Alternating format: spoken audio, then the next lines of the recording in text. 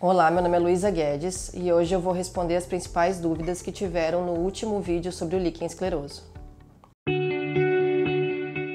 Um dos comentários que foi bem frequente, que chamou bastante atenção e que realmente é o que a gente também vê aqui no consultório, são as pessoas que há muito tempo tratando sintomas de coceira, sintomas de dor na região genital, como outras doenças, então tratando com cremes, achando que era, por exemplo, candidíase e no fim era líquen. Então, quanto tempo levou para a pessoa ter esse diagnóstico? Pessoas que disseram, faz 15 anos que eu fiquei tratando 40 anos como candidíase e depois que descobri que era líquen.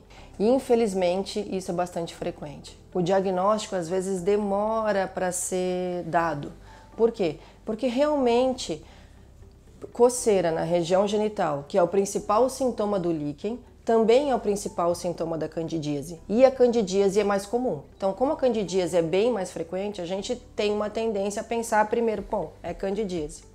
E aí se trata. Muitas vezes o tratamento da candidíase é com creme, que também vai corticoide.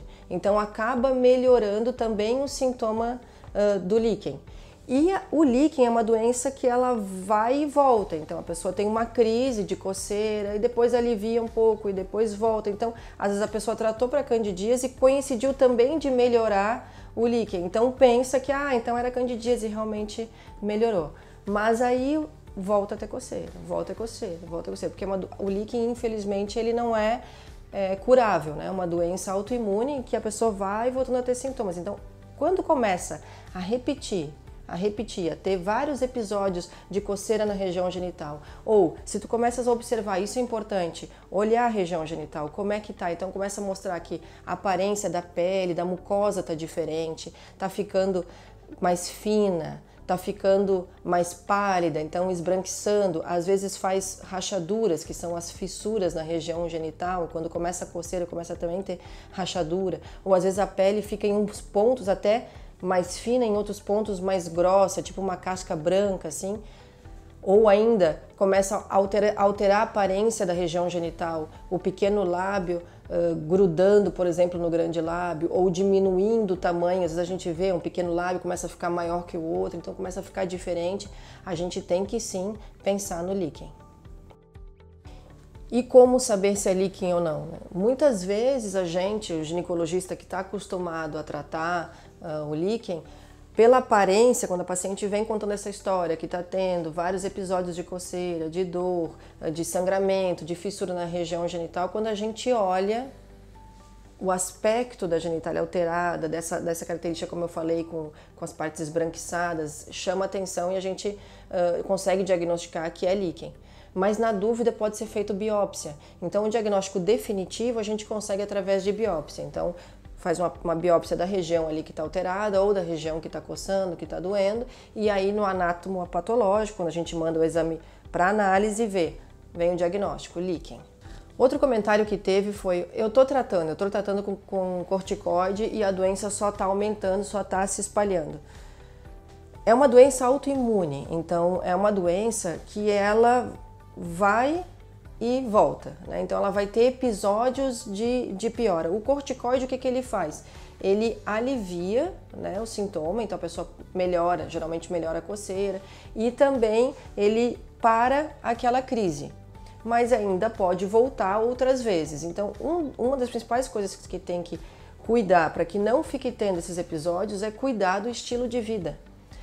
A gente sabe que o estresse, por exemplo, está muito associado à crise de líquen. Então, que tem um estilo de vida saudável, uma alimentação adequada, a prática de exercício físico e evitar o estresse intenso faz parte do tratamento também para evitar crises de líquen, ficando fininha. Então, às vezes, alguns sintomas também vêm do uso do corticoide por muito tempo. Então, por isso que a gente vem trazendo e vem estudando novos tratamentos para que a pessoa não tenha essa atrofia causada pelo corticoide e consiga ter mais tempo de alívio dos sintomas do líquen que atrapalham muito a qualidade de vida. Apesar do líquen ter essa crise com estresse, então com fatores emocionais trazerem a crise, ela não é uma doença da cabeça, né? Então teve um comentário assim que já estão falando que isso é da minha cabeça. Não, isso não é, né? Então não é a gente que faz ter o líquen, não é a cabeça que vai fazer ter o líquen. É claro que no estresse vem mais crises, mas a pessoa tem a doença de base. Então, igual a gente pensar, a pressão alta é uma coisa da cabeça da pessoa? Não, mas quando ela está estressada, a pressão pode aumentar. Então, ela tem que tratar a pressão e cuidar do estresse para não ter mais aumentos da pressão. A mesma coisa o líquen. A doença está ali, ela tem que cuidar, ela existe, ela tem que tratar e evitar o estresse para não ter mais crises. Um comentário que teve, uma pergunta que teve foi: se o tratamento a laser tem risco? Sim, todo tratamento tem os seus riscos, né? Todo tratamento tem. O laser, ele funciona à base de energia, né? Então a gente entrega uma energia, entrega um calor ao tecido e isso que vai fazer a melhora daquele tecido. Então o que é importante? É saber usar muito bem essa energia. Então o mais importante é procurar um médico que tenha um bom treinamento, que tenha um bom conhecimento, né, desse tratamento para poder usar. Não dá para sair fazendo com qualquer pessoa, com qualquer um que diz que sabe mexer na máquina. Não é bem assim. Os lasers, os tratamentos de base de energia, tem sim os seus riscos e tem que ser feito com alguém que tenha conhecimento disso para que a gente não ponha esse risco ao paciente. Tiveram vários comentários e várias perguntas de homens, né? De homens preocupados que estão com esses sintomas, se podem ser líquen, querendo entender também a doença nos homens. Os homens têm que sim procurar tratamento, procurar um bom urologista para que possa controlar a doença. Essas foram as principais dúvidas. Se vocês tiverem mais alguma, deixe nos comentários que depois a gente faz um outro vídeo respondendo.